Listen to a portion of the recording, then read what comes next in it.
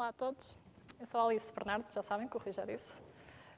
E hoje venho cá falar logo a seguir aqui ao Lovers e Lollipops, nesta excitação toda, venho falar de trabalho artesanal, que é muito emocionante, vão descobrir. Basicamente, o projeto que eu tenho chama-se Saber Fazer. É um projeto de registro, ou que tenta documentar técnicas de produção artesanal. E estou a falar de técnicas que, pelas dificuldades da vida e do futuro, da vida atual e do futuro, estão em risco de preservação ou de continuação. Não preservação, mas mais evolução e continuação.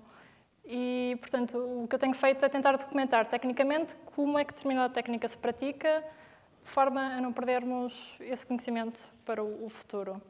E neste meu percurso todo, tem sido mais ao longo do último ano, tenho passado por muitas oficinas, muitos ateliês, muitos lugares de trabalho, muitas ferramentas que passaram à minha frente, muitos artesãos a fazerem muitas coisas diferentes, desde sapatos a produzir seda, cestas, tecer tapetes.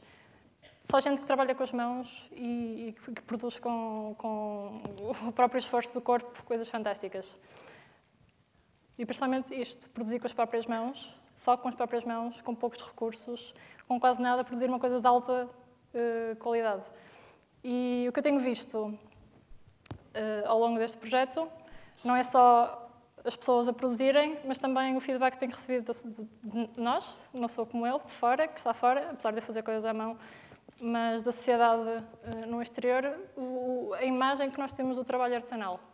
E o que eu entendo é que nós damos valor ao trabalho artesanal. Nós achamos que é tradição, que é património, que tem que ser preservado, tem um valor etnográfico, essas coisas todas que são muito bonitas. Portanto, achamos que é uma coisa a ser conservada. Eu acho que toda a gente aqui concorda com isso e dificilmente encontrarei alguém que não.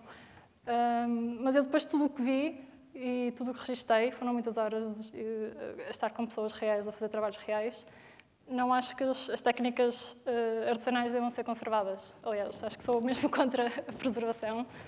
Não funciona simplesmente. Isto não é muito difícil de explicar. É que conservar é manter sempre igual. E eu não entendo, ainda hoje em dia, como é que nós vamos conseguir manter sempre igual técnicas que se prolongam pela prática. E prolongam-se por uma prática que não é de repetição. É uma prática de evolução.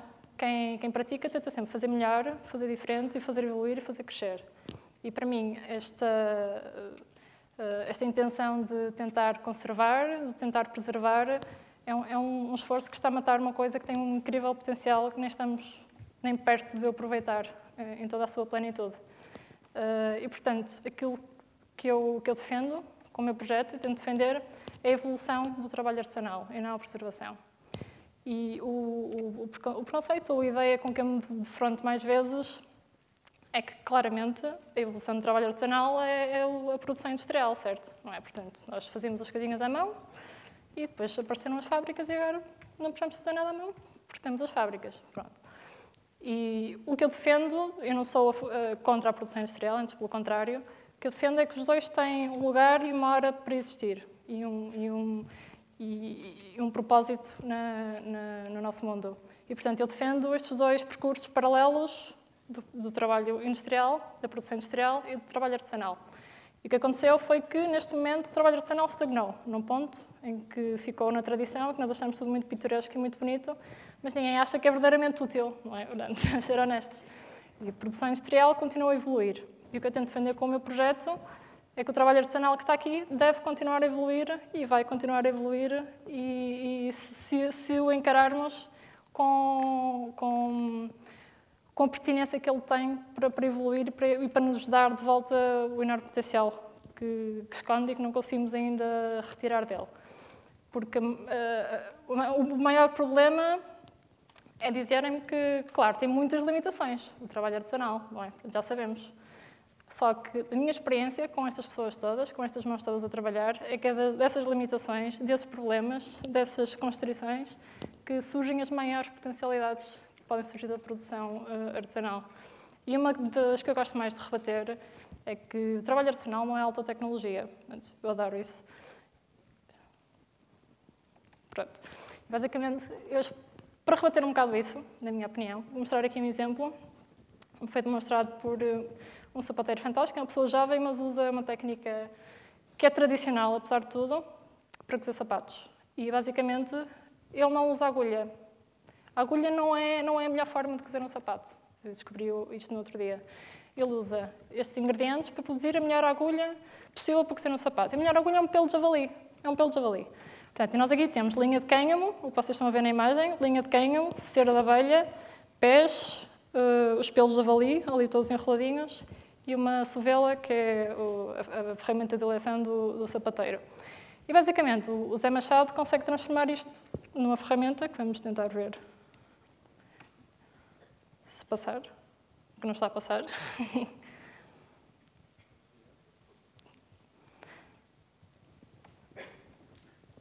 Pronto, é que isto devia passar automaticamente, e basicamente, em modo expresso, usei a construir a ferramenta apenas através da linha de cânhamo, até chegarmos à montagem completa. Não vai passar, pois não? Destes ingredientes que nós temos aqui, o Zé vai construir uma ferramenta que eu considero bastante sofisticada, que vocês veriam aqui, mas que não podem ver aqui, vão ao meu site e vão lá ver o vídeo. Se faz saberfazer.org, é ir lá e ver 2 cerdas de javali para cozer um sapato, que é o nome do vídeo. E em que o Zé constrói assim de uma maneira muito low-tech, mas incrivelmente sofisticada, esta ferramenta que nós vemos aqui, basicamente. Vocês na ponta veem o pelo de javali. E o fio é a linha de cânhamo.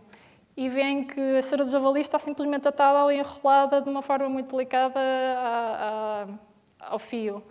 E para construir esta ferramenta é preciso ter um entendimento brutal da matéria-prima, um entendimento brutal da limitação de recursos que nós temos. Porque isto são tudo materiais que nós encontramos na natureza e quem desenvolveu esta técnica, de certeza sedimentada ao longo de séculos, conseguiu perceber como é que havia de as manipular e como é que havia de as dominar para encontrar a melhor ferramenta para cozer um sapato, porque para cozer um sapato é preciso que a agulha passe uma abertura a 90 graus, tem que entrar por cima e tem que sair pelo lado. E o problema é que o couro oferece atrito e, portanto, precisamos de uma ferramenta, neste caso a cera de javali, que é a agulha, que não ofereça atrito e que tenha flexibilidade suficiente para passar por aquela perfuração. Pronto. Ou seja, duvido muito que haja uma agulha metálica que chegue ao nível disto. E o que eu posso retirar disto é que isto é alta tecnologia artesanal, isto é incrivelmente sofisticado para mim. E pérolas como esta existem em todas as áreas da produção artesanal, embora neste momento nos estejamos a recusar a reconhecer que existem e que têm que ser levantadas e que têm que ser exploradas e têm que evoluir para uma coisa maior e melhor.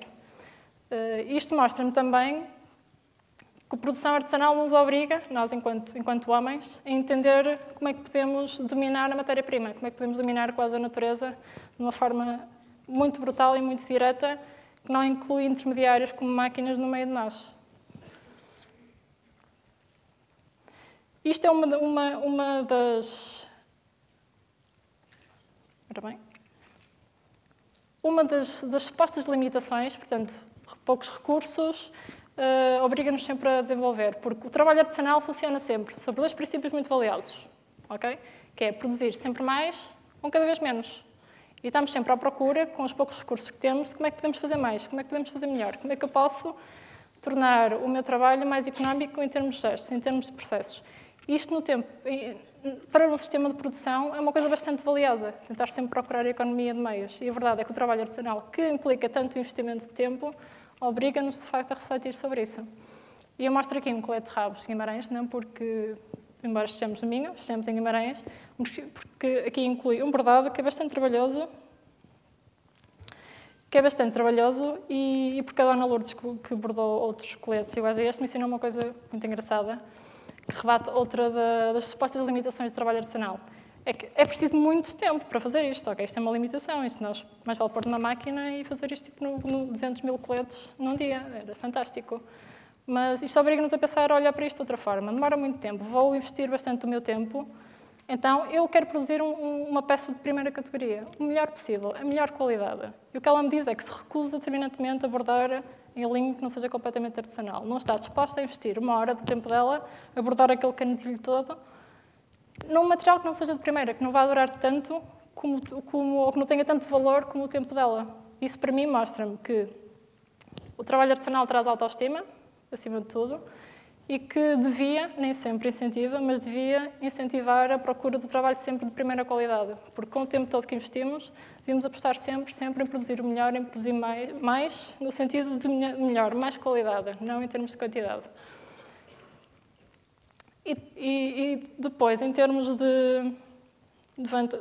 não estamos a falar só de vantagens tecnológicas, há outro tipo de potencialidades que para mim são importantes e que eu tenho visto com mais óbvias neste trabalho que tenho levado avante. Estou com muita gente e vejo uma rede muito importante de pessoas que neste momento está separada, ou está isolada ou está desligada. E para mim há muitas vantagens, muitas potencialidades humanas que podem ser extraídas do trabalho artesanal. Neste caso, dar um exemplo, temos aqui uma ovelhinha e para transformar o velo desta ovelha numa echarpe como esta, eu duvido muito que sozinha conseguisse fazer isto. Eu provavelmente vou precisar de uma dúzia de mãos para tomar conta do rebanho, para tosquear, para lavar, para esgadelhar, cardar, fiar, tecer, e depois também preciso das minhas para fotografar e de um modelo para assegurar, para chegarmos isto a um público que consiga, de facto, gostar disto e comprar disto. Isto primeiro mostra uma coisa muito importante, quer dizer, aquilo que nós assumimos como um desperdício de tempo ou um trabalho que não é necessário, obrigou-me, a mim e a estas mulheres, a criar uma rede de trabalho que une, mesmo que nós estejamos todas no mesmo território, que nos une a todas.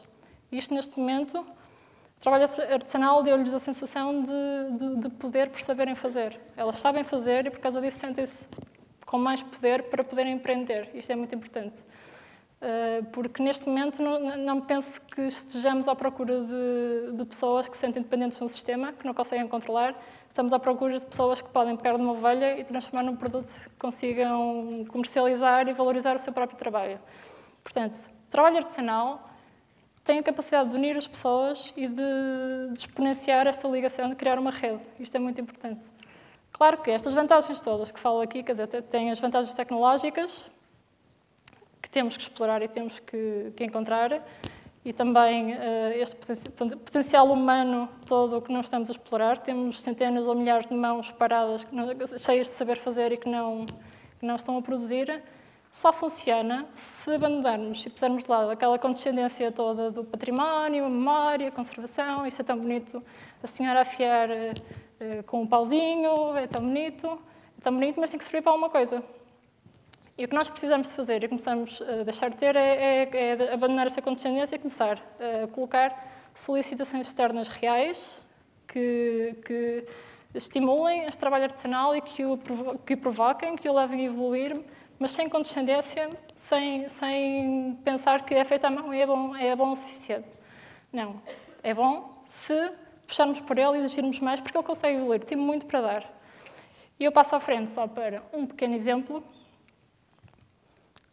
de uma solicitação externa, basicamente, porque se houver um grupo de rapazes que precisa para uma loja de bicicletas, no cesto para bicicleta, que seja feito de outra maneira, não na China e não por uma máquina, e que seja produzido em Portugal e que tenha qualidade e que seja bonito e que tenha uma data de princípios de produção fantásticos por trás, se calhar podemos selecionar um cesto tradicional, que é este, que é a Condessa, que é feito de lodão, que é super resistente e tem a forma ideal para montar a bicicleta. E depois, isto é uma solicitação externa. E o que me resta a mim, foi encontrar a pessoa que fazia isto. Neste momento existem 2 ou 3, no máximo, que fazia isto, que é o Sr. José Teixeira, que praticamente desde a árvore viva até aquele cesto que viram, ele faz tudo. Ele tem o controle total sobre aquela matéria de produzir aquela peça. E, portanto, foi encontrá-lo, perceber as condições em que ele funciona e a possibilidade que ele tinha de nos produzir estes cestos para nós. Mas não ficar por aqui. O cesto tem que funcionar mediante as exigências atuais. Não me basta simplesmente um cesto bonito, vou amarrá-lo com um fio e funciona.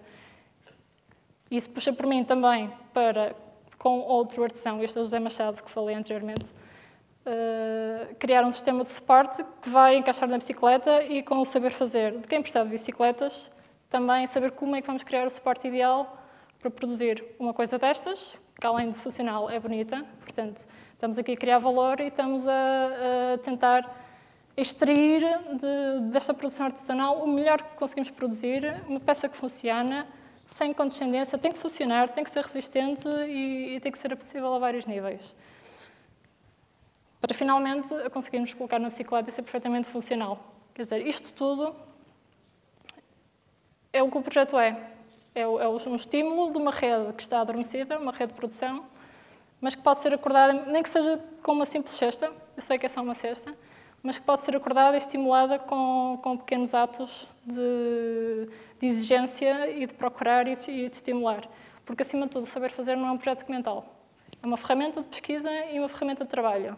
E com esta ferramenta de pesquisa o que faço é encontrar as pessoas, perceber as técnicas a fundo, o que elas produzem, e com essas técnicas, o que é que podemos produzir. E também perceber as potencialidades que cada artesão tem, porque há muito de humano nesta escala, e perceber também as dificuldades que eles atravessam, porque não é possível para eles fazerem tudo, mas também é possível fazer muito. Ou seja, tentar encontrar aqui, nesta força de trabalho incrível que temos no Minho, estamos aqui a falar de Minho, encontrar esta força de trabalho e conseguir estimulá-la, porque o Minho sempre foi um sítio de vitalidade e neste momento estamos a deitar por terra completamente uma força de trabalho incrível que temos, cheia de saber fazer, cheia de conhecimento, de alta tecnologia artesanal que estamos a abandonar e estamos a entrar num momento de crise em que não conseguimos tirar todo o proveito. Portanto, o que eu quero com o meu projeto, e que espero que fiquem a pensar nisso, é que se calhar devemos abandonar a condescendência e a conservação e apostar em tentar estimular esta tecnologia artesanal que está aqui escondida a todo lado.